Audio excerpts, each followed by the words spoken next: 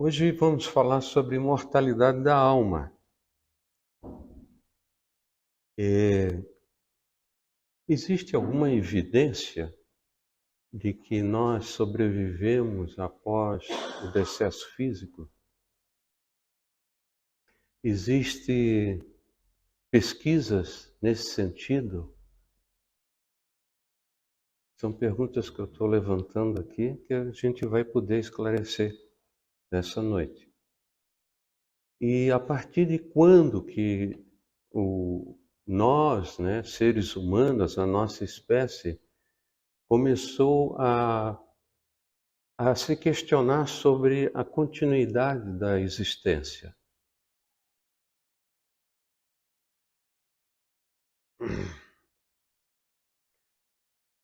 Recuando no tempo, a gente vai lá no tempo da era paleolítica, que segundo a geologia e a antropologia, é o período que data mais ou menos de 2.500.000 anos até 12.000 anos atrás.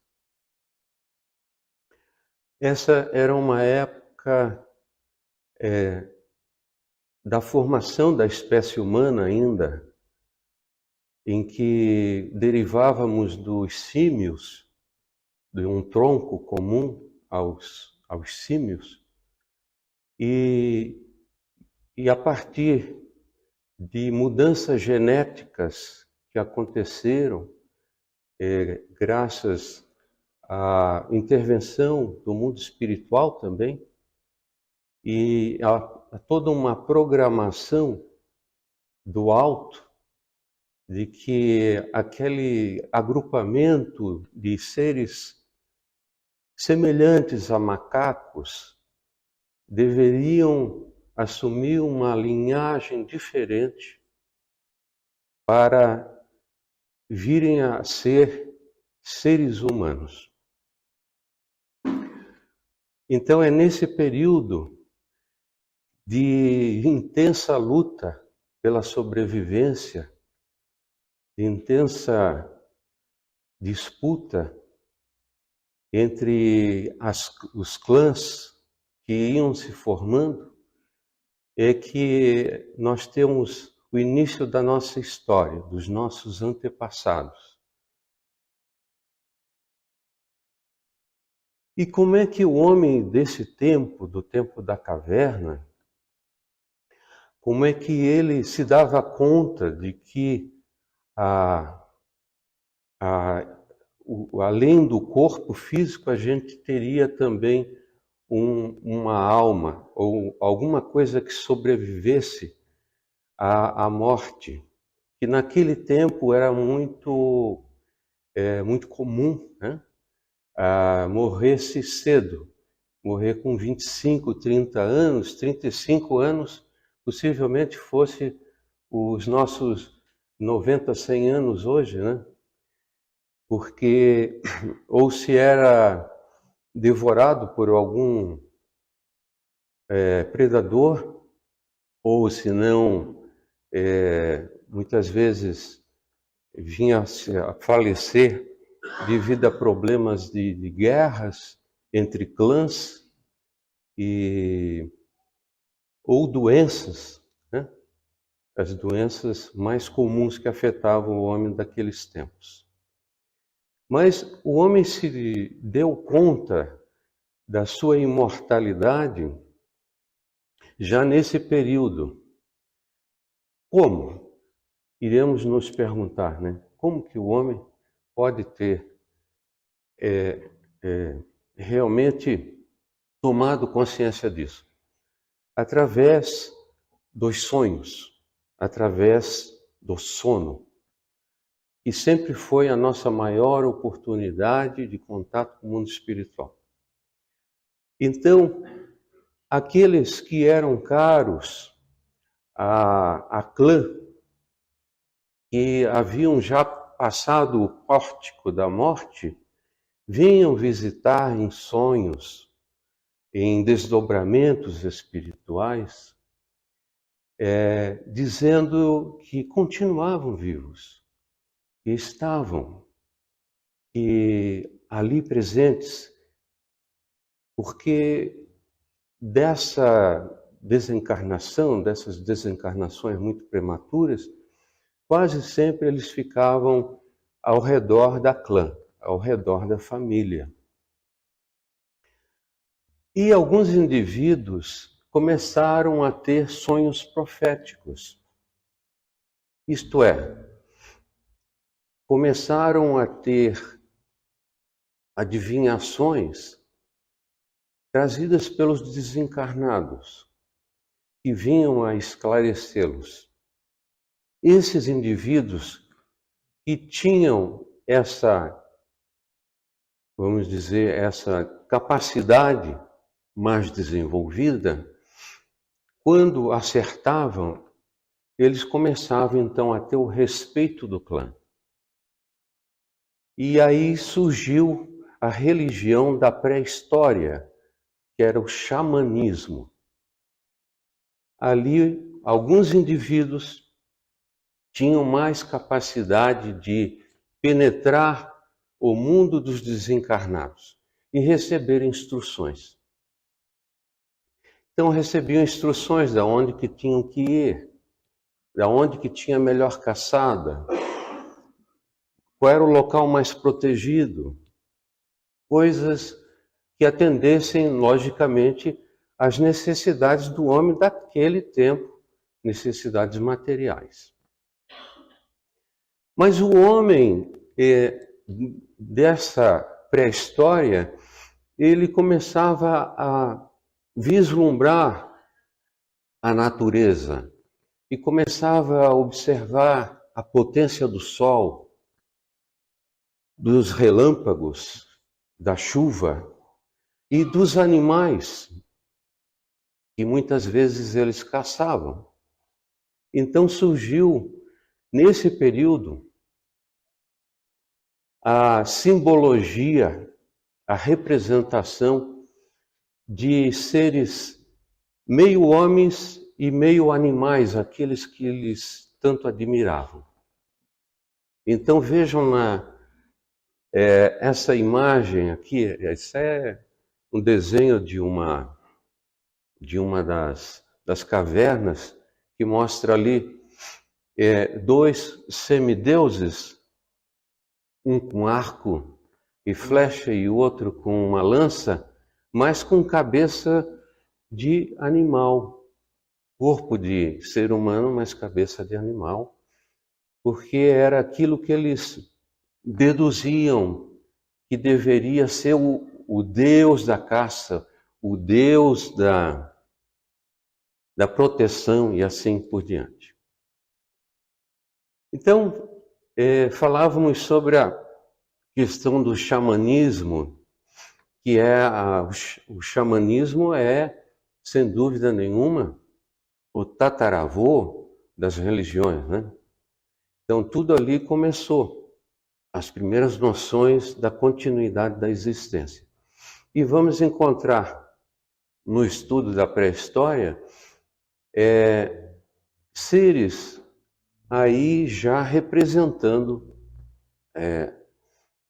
o místico, o feiticeiro. Observem que os desenhos, todos eles misturam figuras humanas com animais. E era a representação que a gente tinha na época, a idealização nossa do que seria os deuses ou os seres acima da gente. Seriam aqueles que reúnem as habilidades da caça, aqueles que reúnem as potências que nós até de certa forma invejávamos. Tem um dado muito interessante de uma sepultura de uma criança que foi encontrado na África. Eles chamam sepultura de Mototô. Mototô era uma palavra para dizer criança.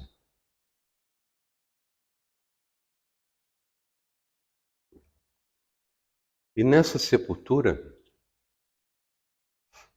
eles já tinham uma noção de colocar a sepultura virada para o sol.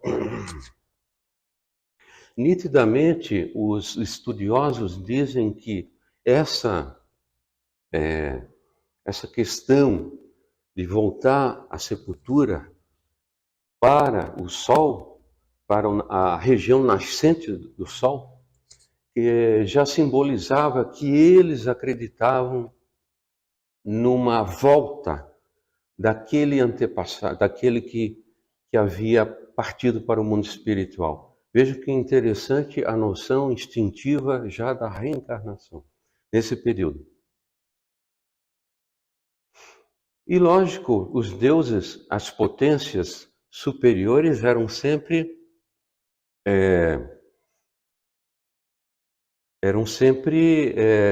idealizadas como as façanhas maiores da natureza misturado com o homem. Nesse período que agora nós vamos conversar um pouquinho, já passamos todo aquele período pré-histórico, mas ainda estamos num período que ainda não tem escrita, é o período neolítico, de 12.000 até 6.000 anos atrás. Daí começaram as primeiras escritas com os sumérios. Os deuses nessa época eram mais femininos, porque é a mulher que sempre teve a potencialidade de gerar a vida. Então, nessa época, as civilizações começaram a despertar que se existe deuses devem ser femininos, porque elas têm a possibilidade, as mulheres, o sexo feminino, de gerar a vida, então é muito próximo de Deus. E surge nesse período, 7.000 anos atrás, as primeiras escritas.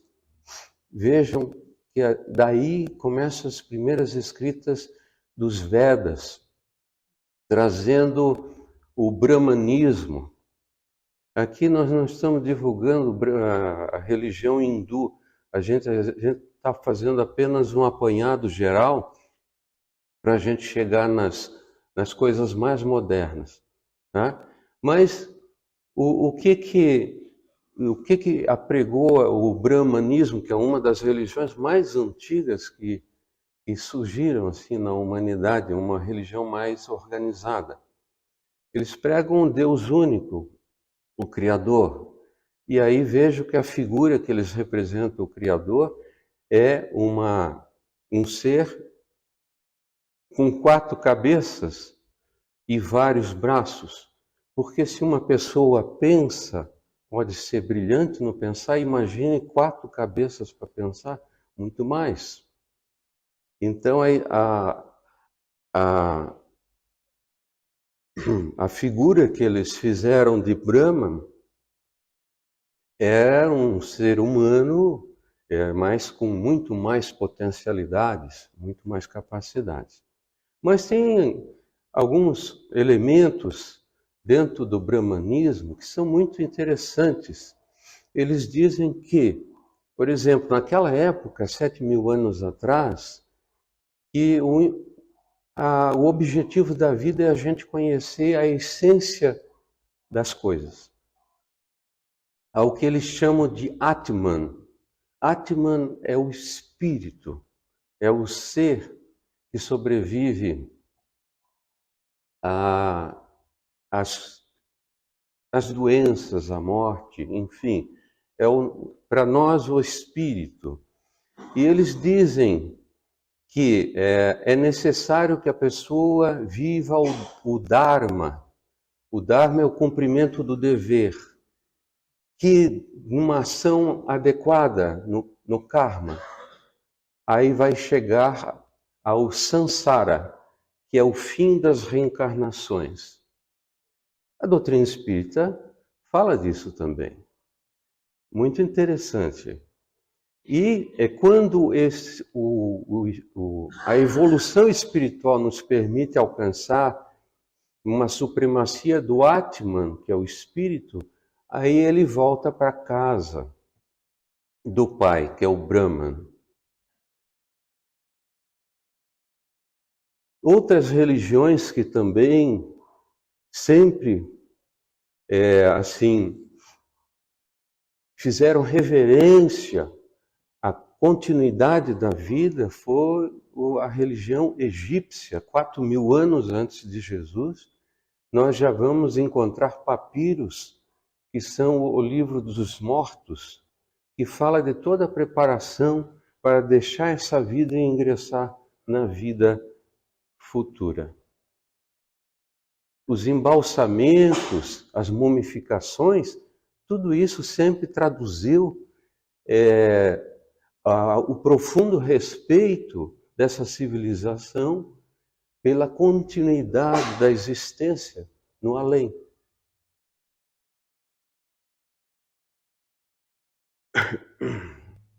Na cultura judaica, que todos nós derivamos da cultura judaica cristã, nós vamos encontrar a história do povo hebreu, né?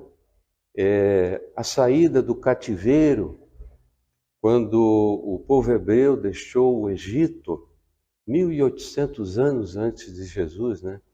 E toda essa história é narrada por um contemporâneo dos apóstolos, que foi Flávio Joséfos. Flávio Joséfos foi um historiador. Então, quando a gente vai, por exemplo, pesquisar sobre a história do Brasil, a gente vai no melhor historiador, né? Pega o livro melhor possível para a gente ter ali a noção mais próxima da realidade da época. E esse indivíduo, Flávio Joséfos, ele era hebreu. Ele era hebreu e ele conta toda a história do povo hebreu. E ele traz muitas coisas interessantes. Por exemplo, no seu livro, que acabamos de mostrar, que é um livro que ainda é editado, ele traz lá que os fariseus julgavam que a alma era imortal e que elas são julgadas num outro local e aí vão receber a recompensa ou os castigos conforme foram viciosas ou virtuosas. Ele também diz, o Flávio Joséfos, que além das almas serem imortais, elas passam depois dessa vida a outro corpo. Vejam só, a outro corpo. E que os maus sofrem o tormento para sempre. Os fariseus eram tidos como os maiores representantes do povo hebreu, os que mais conheciam as leis da época. E é interessante, aí a gente consegue entender alguns trechos do Evangelho. Vocês querem ver? Por exemplo, a citação bíblica em Mateus, no capítulo 17, versículo de 12 até 13. Quando os apóstolos eles perguntam ao Cristo: Senhor, por que dizem que é necessário que Elias volte? E Jesus responde: Elias já veio. E eles não reconheceram e fizeram tudo quanto desejavam com ele. Isso também vai acontecer com o Filho do Homem. Estava falando dele próprio. Os discípulos, então, entenderam que era a respeito de João Batista que ele estava falando. que era a reencarnação de Elias. Porque naquela época,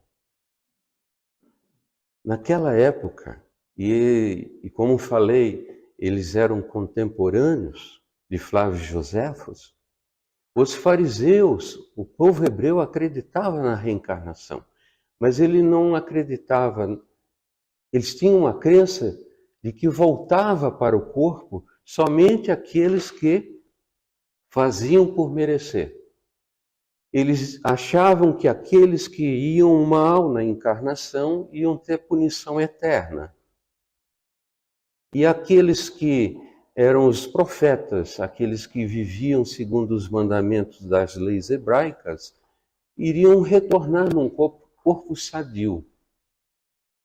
Então aí a gente compreende por que ficou fácil de entender por que os discípulos logo entenderam que era João Batista que ele estava falando, que era o profeta Elias que havia voltado. Também temos no Evangelho o célebre encontro de Nicodemos com Jesus, e Nicodemos pergunta. Aliás, ele não perguntou. Ele foi ao encontro de Jesus e, chegando lá, Jesus já leu telepaticamente as dúvidas dele. E o Nicodemos então falou: olha, mestre, sabemos que tu vens do Pai, porque ninguém pode fazer o que tu fazes sem a permissão dele. E aí Jesus não deixou nem ele perguntar, já disse: em verdade vos digo, se não nascerdes de novo, não podereis ver o reino dos céus. E aí ele pergunta: como posso? Ele era um príncipe hebreu.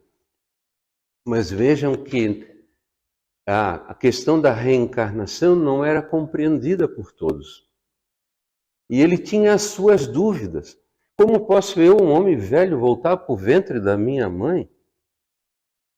E Jesus diz: se não nascerdes da água e do Espírito, não poderás ver o reino dos céus. Porque a água, para eles, naquela época, era o símbolo da vida. Então, o renascimento biológico, ele estava se referindo, e do Espírito é a renovação espiritual. Então vejam que a questão da sobrevivência da alma é algo que já vem de muitos e muitos, milhares de anos, se perde na noite dos tempos. Agora, nós vamos falar um pouco mais da nossa era. Será que a ciência tem investigado? Ela é uma das ferramentas poderosas para nos desvendar os segredos da natureza. A ciência possibilitou que a gente chegasse aonde a gente chegou, né? Com as maravilhas da vida moderna, o automóvel, a luz elétrica, o celular, e assim vai. Então, será que ela realmente pesquisou? Vamos lá. Tem um livro que saiu faz uns 2 anos atrás, que foi escrito por um psiquiatra de Minas Gerais, que é o Dr. Alexandre Moreira Almeida. Ele é professor da Universidade de Juiz de Fora e ele é conhecido mundialmente pelas pesquisas que ele faz sobre a continuidade da existência. Mas ele faz as pesquisas dentro da análise científica. Ele, apesar de ser espírita, ele, ao se apresentar para a comunidade científica, ele tem que ser o cientista. Ele não pode ser o religioso. E nesse livro que primeiro ele editou em inglês, esse livro Ciência da Vida Após a Morte. Ele trata de assuntos científicos, de todas as pesquisas que foram desenvolvidas nos últimos 150 anos sobre a imortalidade da alma. É muito interessante porque ele vai lá e cita Kardec também, porque Kardec também foi cientista. E a gente vai ver por quê.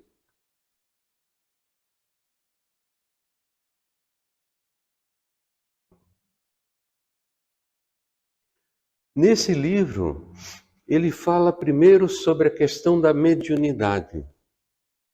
E aí eu trouxe aqui para a gente conversar um pouquinho sobre mediunidade. Os dois médiuns mais poderosos que tivemos nos últimos 200 anos foi a senhora Leonora Piper, americana, e o nosso adorável Francisco Cândido Xavier. Foram os mais poderosos. Por quê? Aí talvez alguns de vocês possam dizer, mas Daniel Douglas Holmes, que levitava, que botava um papel na fogueira, no fogo, um papel em qualquer fogo, e ele protegia o papel, e o papel não queimava. Ele foi o maior do efeito físico, mas ele não foi a maior potência mediúnica. As duas maiores potências são essas aqui. A dona Leonora Piper, americana, ela cobrava pela pesquisa, porque ela era objeto de pesquisa. Então, os ingleses e os americanos, sempre tiveram essa tradição de cobrar pela mediunidade. O nosso Francisco nunca cobrou nem um centavo, porque ele entendia, era um médium evangelizado. O que eu posso falar para vocês? A senhora Piper foi 25 anos, durante 25 anos ela foi analisada a mediunidade dela. Ela tinha uma mediunidade tão impressionante que ela escrevia uma mensagem com uma mão, com a outra mão escrevia outra mensagem e ditava outra mensagem via oralmente. Ela era tão impressionante que ela conseguia saber de coisas à distância, era clarividente, clareaudiente. Ela foi pesquisada por vários cientistas, os mais exigentes possíveis. E na época, nós estamos falando da segunda metade do século XIX, então 1880, por aí. Existia as sociedades de estudo psíquico, e uma das grandes, que era muito famosa, era a inglesa. Pois a sociedade convidou ela para ir morar na Inglaterra, porque ela era de Boston, nos Estados Unidos. E, lógico, remuneraram ela, claro. E ela não tinha nenhum parente na Inglaterra, ela não conhecia ninguém. Então foi ela e a filha que foram morar lá. E lá ela passou a maior parte do tempo nas pesquisas. Teve um caso muito interessante de um senhor de outra cidade, não era de Londres, era de outra cidade, George Gelhan. Essa pessoa havia desencarnado faziam 45 dias. E a dona Leonora, certa vez, numa sessão com os pesquisadores, ela deu passividade para esse espírito. Então, os pesquisadores pegaram os dados que ele informou, que o espírito informou, e saíram atrás de informações. E a dona Leonora, ela era vigiada dia e noite por detetives. A sociedade psíquica contratou para evitar todo tipo de fraude. Então, ela tinha uma vida assim devassada de ponta a ponta para ela não pegar informação de ninguém. Todos os relacionamentos que ela tinha eram vigiados.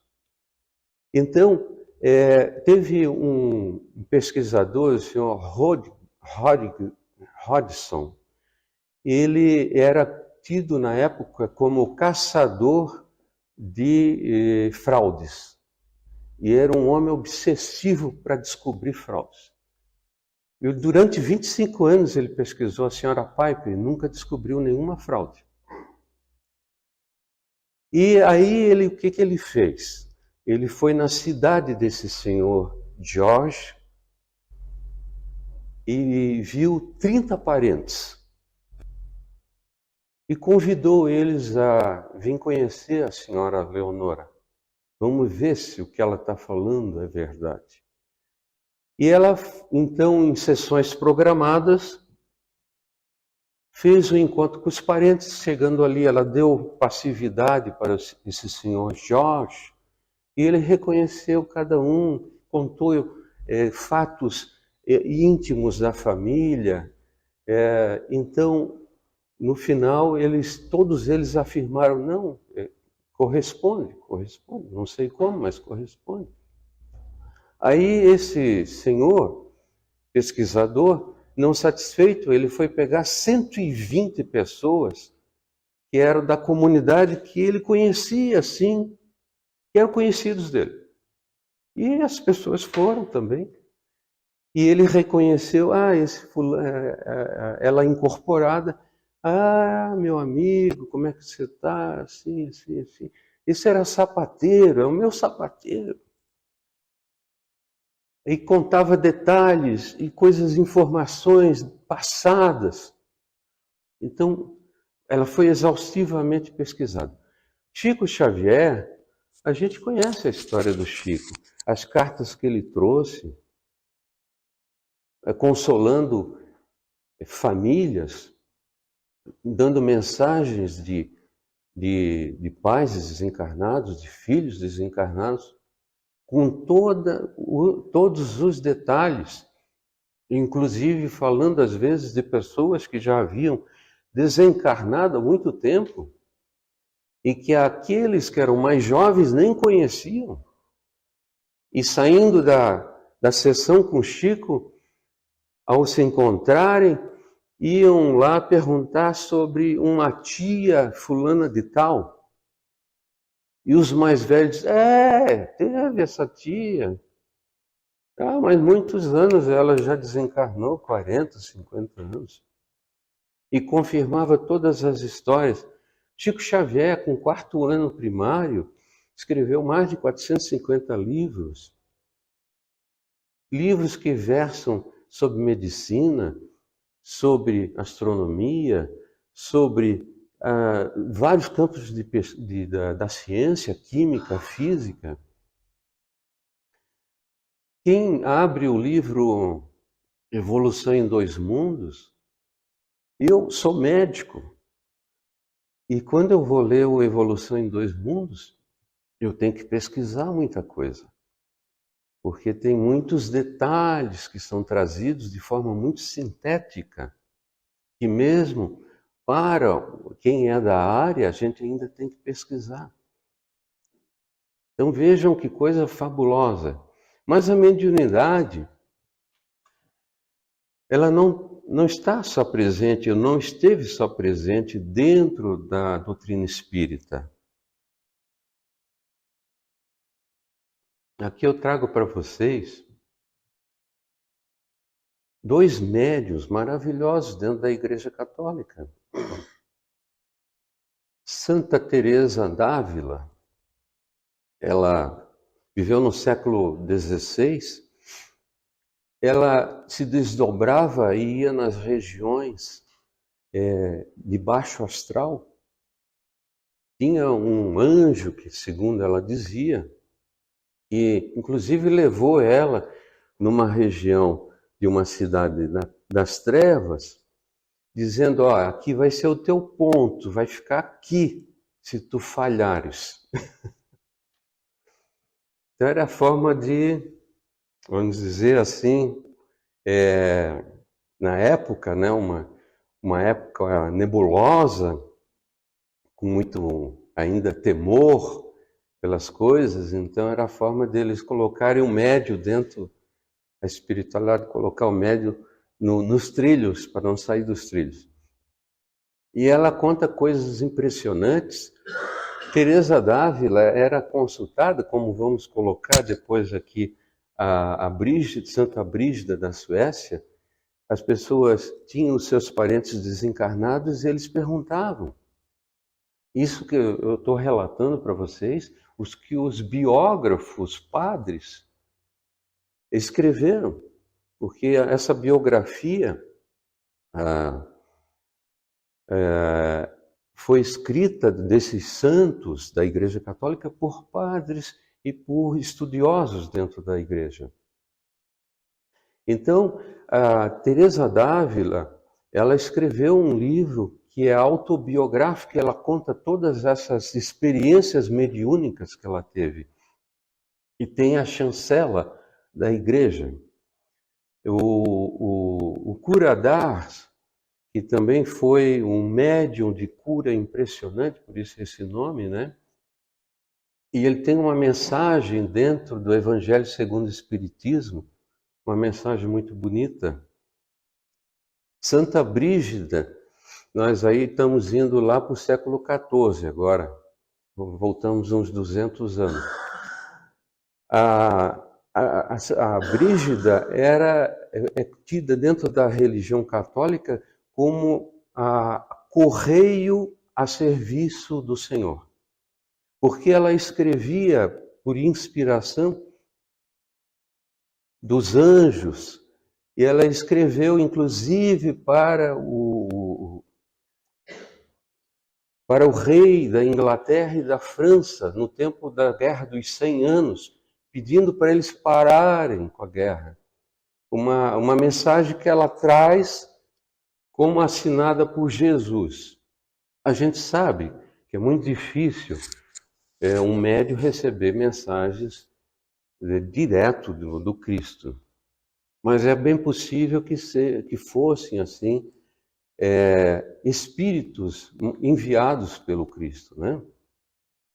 Essa senhora também, a Sora Josefa Menendez, uma espanhola, escreveu um livro, Apelo ao Amor, que ela diz que foi inspirada pelos anjos. Isso aí é vendido dentro da Igreja Católica, é uma psicografia. Uma outra psicografia que tem dentro da religião católica, Manual do Purgatório. No final do século XIX, duas freiras eram muito amigas, moravam num convento, e uma delas desencarnou. E aí passou a escrever pela colega. Então, aí surgiu esse livro, Manual do Purgatório, que tem o Imprater do Vaticano. Veja, às vezes é combatida a doutrina espírita, mas dentro da religião católica nós encontramos psicografia e mediunidade. Vamos falar um pouquinho sobre a experiência de quase morte. A experiência de quase morte, falamos dos médiuns, agora conversamos um pouquinho sobre a experiência de quase morte. É possível que alguma pessoa aqui, né, já tenha passado por essa experiência. O que seria? É quando a pessoa está na iminência de desencarnar, ou está num perigo grave de vida, e isso acontece em 17% das pessoas que passam por isso, ou chega em parada cardiorrespiratória, numa emergência, e aí a pessoa se sente saindo do corpo, atraída por um túnel de luz, e ela reencontra os parentes ou os seres de luz, como é narrado. E depois ela tem uma experiência lúcida, totalmente lúcida. E a maioria das pessoas que passam por essa experiência dizem que a lucidez é muito maior do que a lucidez normal na vigília. E aí depois elas são forçadas a vir para o corpo, né? Vamos dizer que é a parte talvez mais difícil da experiência, né? Tem que voltar para o corpo. Mas existem várias narrativas já, em revistas científicas. Nós temos a revista Lancet, é a revista mais famosa dentro da medicina. Existem narrativas de experiência de quase morte.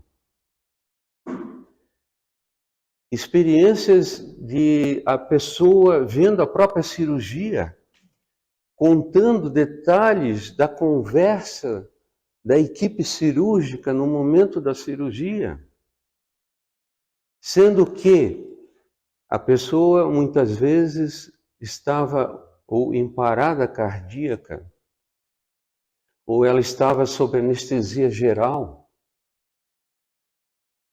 Então, isso demonstra a dualidade da mente e do cérebro, em que nós temos um cérebro, sim, temos, é necessário para a manifestação da mente, mas não é ele responsável pela produção da mente. A mente pode agir independente do cérebro, e o que mostra a dualidade do ser.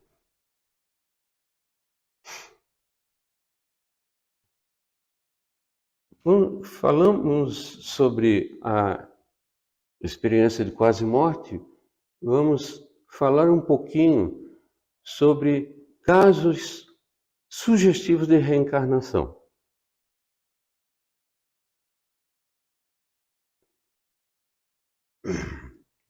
Como é que é isso?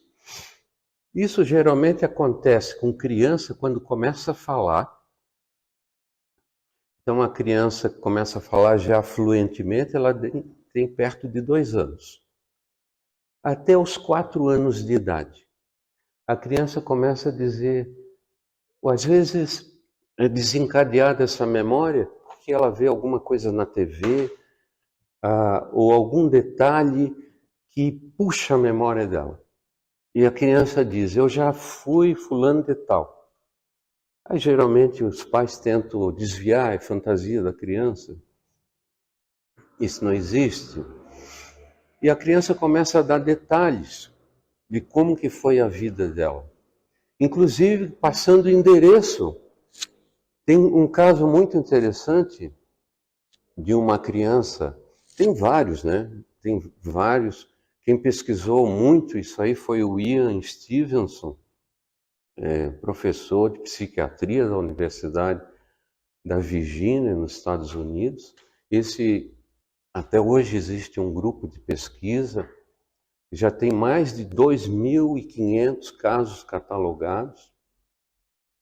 Então, tem um caso que ele cita, o Ian Stevenson, que era assim, ele, sabendo de que tinha uma lembrança, ele pegava o avião dele, ia para lá com toda a equipe, pesquisar, afastar todas as causas de fraudes possíveis, né? Ver realmente se dava para concluir que era uma lembrança reencarnatória. Aqueles casos duvidosos eles excluíam, claro, não colocavam dentro da pesquisa, porque é uma pesquisa científica. Então, voltando àquele caso, Uma criança perto de 2 anos começou a dizer: eu fui um professor e quando eu estava atravessando a rua, eu levei um tiro e aí eu morri. Com a criança de 2 anos. Eu disse: não, meu filho, isso aí não é verdade, né? Isso é coisa da tua cabeça. Não, eu era assim. Eu me chamava fulano de tal.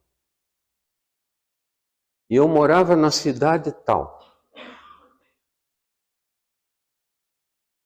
E aí os pais, algumas vezes, iam na outra cidade para realmente comprovar. E esse caso em especial, ele insistiu tanto para a mãe e para o pai, que realmente a família foi nessa outra cidade que não conhecia, não tinha parente nenhum lá. A criança foi levando a mãe pela mão e disse: ó, eu moro nessa rua aqui. Morava nessa rua aqui. Aí ela foi lá, bateu na porta, a pessoa recebeu eles, naturalmente, e disse: essa é a minha mulher. Uma criança de 2 anos. Ela é fulana de tal. Mas deixa eu entrar em casa. Essa casa é minha. E aí, entrando, tinha muita gente dentro da casa. E a criança foi nomeando um por um, dizendo: fulano, esse aqui eu não gosto. Esses aqui eu gosto. Então, inclusive, a aversão que tinha na encarnação passada, também a criança narrava. E foi confirmado, vários e vários casos foram confirmados com esses detalhes de informação que eram corroborativos realmente da veracidade do fato que estava acontecendo. Então, Ian Stevenson, ele primeiro pesquisou casos na Europa. Também existe em todos os lugares isso. No Brasil também nós temos o Hernani Guimarães de Andrade, que também publicou casos de reencarnação aqui. E são, lógico, isso aí não é uma coisa amadora. Isso é uma linha de pesquisa altamente qualificada e comprovada.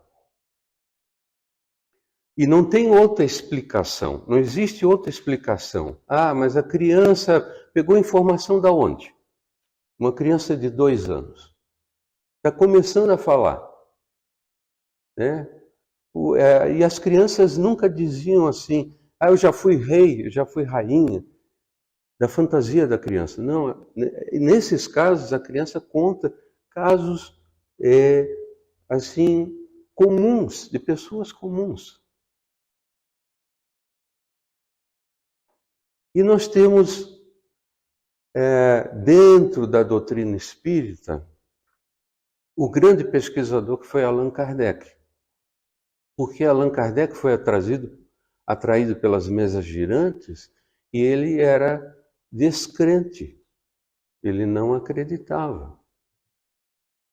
E os amigos falavam: vamos lá, Rivail. Era o professor Rivail. Allan Kardec é pseudônimo, né?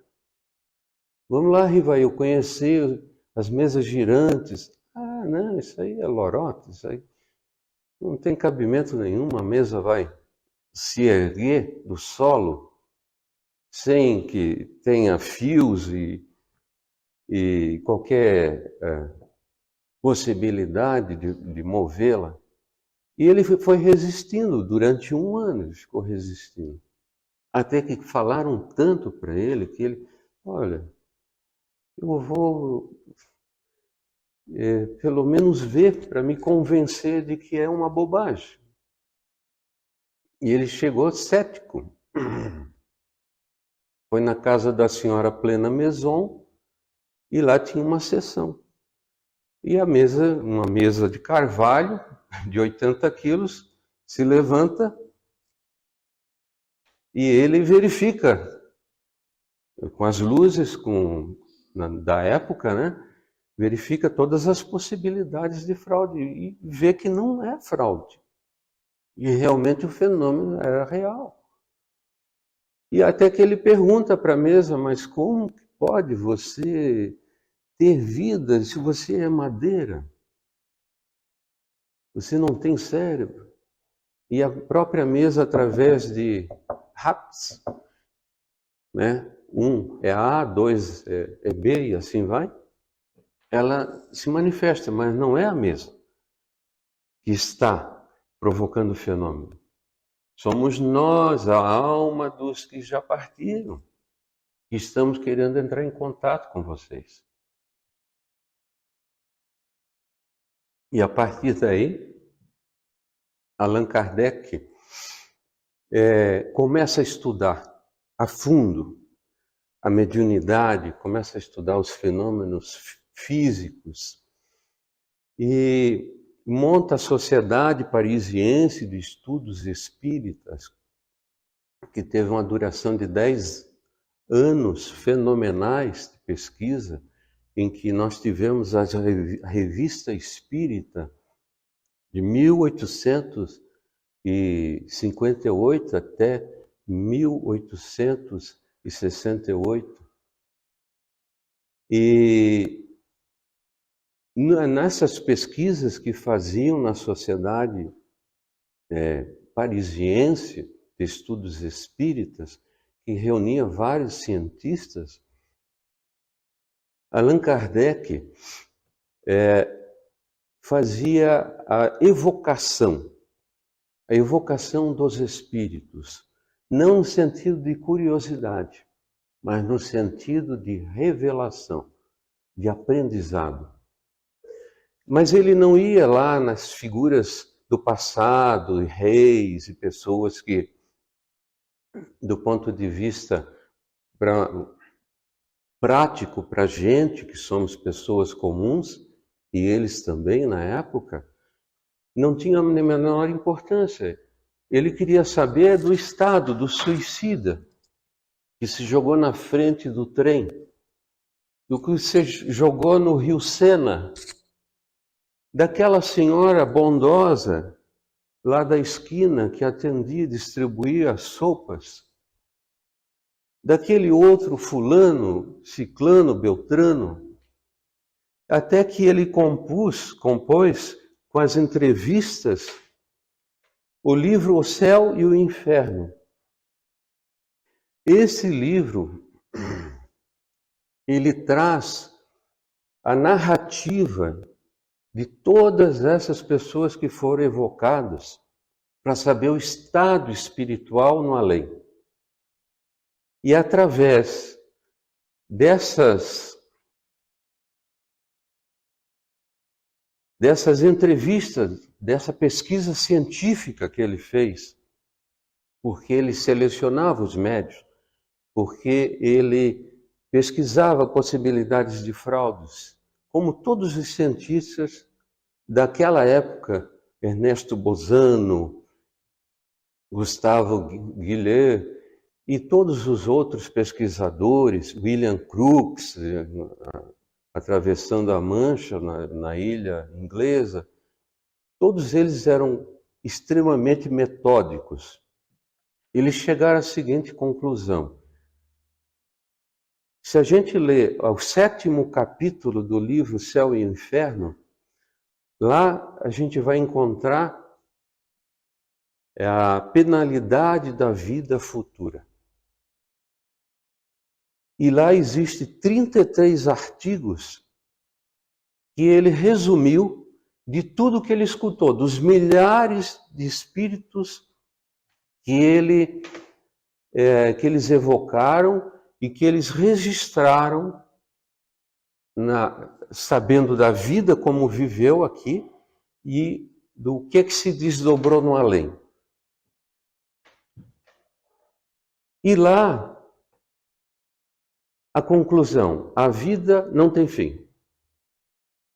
sempre viveremos, e a morte é uma ilusão. Todos aqueles que amamos ou odiamos continuam vivos. Então é melhor se reconciliar, né? Estamos na Terra com um objetivo maior. Não tem ninguém aqui na Terra que não tenha um objetivo superior. Mesmo aqueles que erram clamorosamente estão aprendendo, eles estão na escola. E muitas coisas que hoje a gente não erra mais é porque a gente já errou no passado. E a gente verificou que não foi um bom caminho. E a gente fez a nossa correção. Então, os irmãos que hoje erram, eles estão passando a experiência que nós passamos no passado.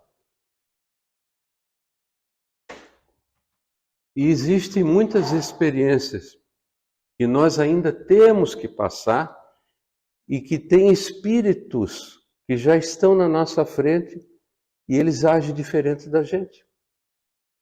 Porque eles já passaram pela experiência e viram que a forma de agir, a forma de ser feliz tem que ser diferente. A forma de pensar e de agir.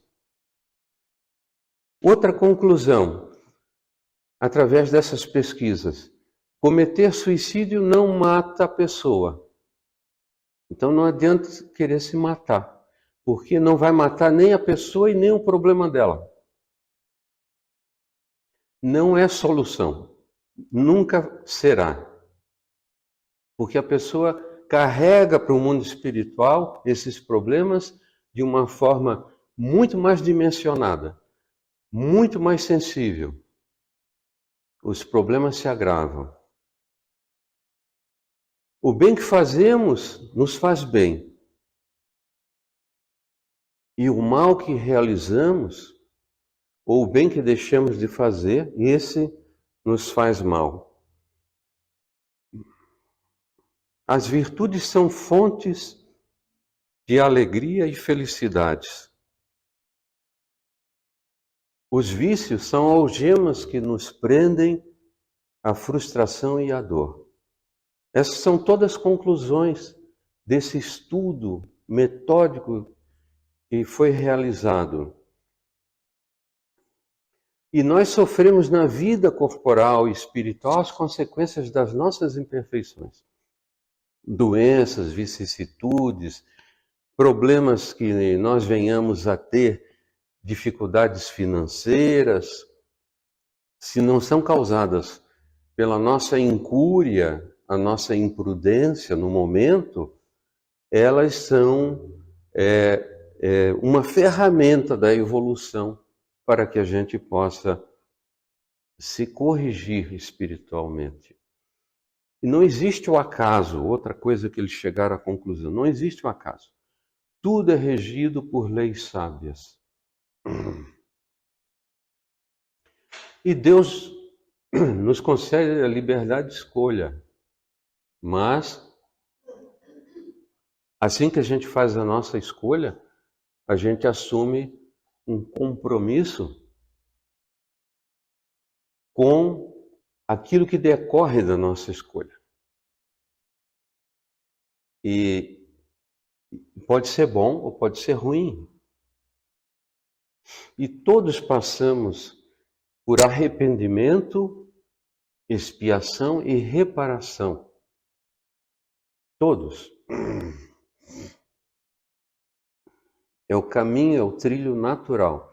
E que a reencarnação é uma oportunidade maravilhosa de progresso, né? Hoje estamos aqui reencarnados nesse ano 2023, né? Em cidades do interior. Nós gostamos, nos identificamos com cidades do interior. Não é de hoje que a gente se identifica com cidades menores, né? E importante a gente levar daqui é a grande oportunidade que a gente está tendo nesse momento agora. Não desperdiçar, não podemos desperdiçar esse momento Porque o momento mais importante na nossa vida é o agora. O passado, bem ou mal vivido, já passou, né? Agora, o futuro vai depender do nosso presente, de como a gente age, como a gente pensa, como a gente sente. Então, agradeço a vocês pela atenção, né? Eu queria trazer isso e a gente ter sempre em mente que somos seres espirituais passando uma experiência humana, transitoriamente. Que Deus nos abençoe. Obrigado pela atenção de todos.